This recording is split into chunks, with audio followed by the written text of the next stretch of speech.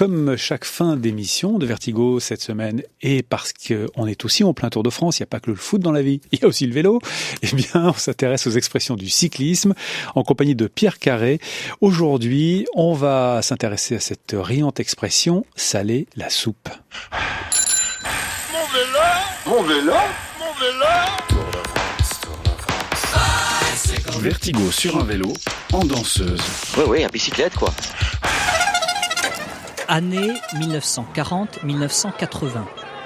À l'époque, si on vous parlait de Tonton, Tintin, Riri, Mémé, on faisait allusion non pas au prochain repas de famille, on désignait plutôt 4 produits dopants.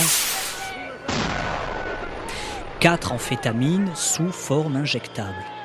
Tonédron, Tonton, Pervitin, Tintin, Ritaline, Riri et la méthédrine, c'est Mémé. Et donc, quand un coureur se dopait, ses collègues disaient « Tiens, celui-là, il a encore salé la soupe ». J'en ai jamais vu un courir à l'eau minérale à part Bobet. À part Bobet. À part Bobet, j'ai... À quoi court-il? Ah, c'est des vitamines. Nous, entre nous, c'est le topping, oui. Le baba, comme on dit. Les amphétamines, alias les amphètes, étaient très répandues. Surexcitation, coupe-faim, atténuation de la fatigue et de la douleur, les effets étaient très recherchés. Une fois, la femme d'un coureur avait promis de repeindre les volets de la maison pendant que monsieur était absent. Elle avait ouvert le frigo familial et elle avait trouvé les amphétamines. Elle les avait consommées. Les volets furent repeints en un éclair.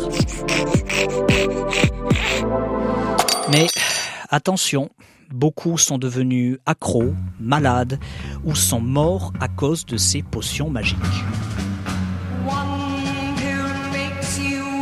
Depuis quelques années, le peloton a levé le pied sur le dopage. Avant cela, il avait imaginé un langage codé à base de trouvailles très littéraires. Sissi l'impératrice, c'était le synactène, un cholicotrope interdit. Je suis collé là. Est-ce que tu vois l'Arc de Triomphe? Ben non. Eh bien tu t'arrêteras quand tu le verras. Allez vas-y, pousse maintenant. Pour sa part, l'américain Lance Armstrong avait rebaptisé l'EPO Edgar Allan Poe. On frôle la paranoïa du trafiquant de drogue. Il est vrai que dans ses chambres d'hôtel, l'américain tapissait les télés et les miroirs avec une couverture, au cas où il aurait été espionné par une caméra.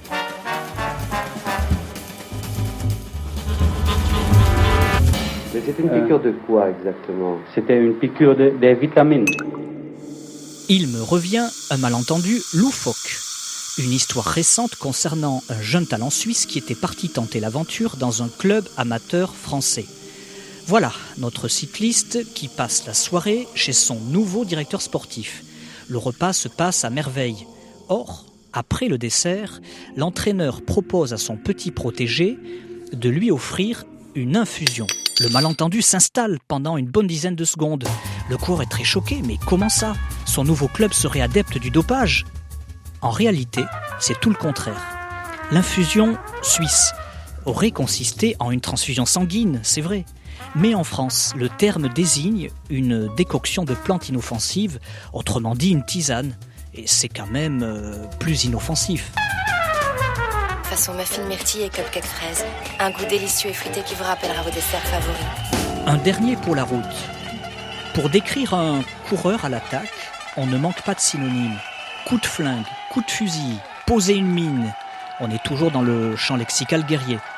Mettre une bulle, ça c'est un régionalisme du sud-ouest de la France que j'ai entendu quelquefois. Poser un sac, c'est-à-dire mettre le paquet. Poser une sacoche, petite variante. On en tire même un verbe, un pur néologisme. On dit alors sacocher. Quand on met la dose dans le bidon, quoi.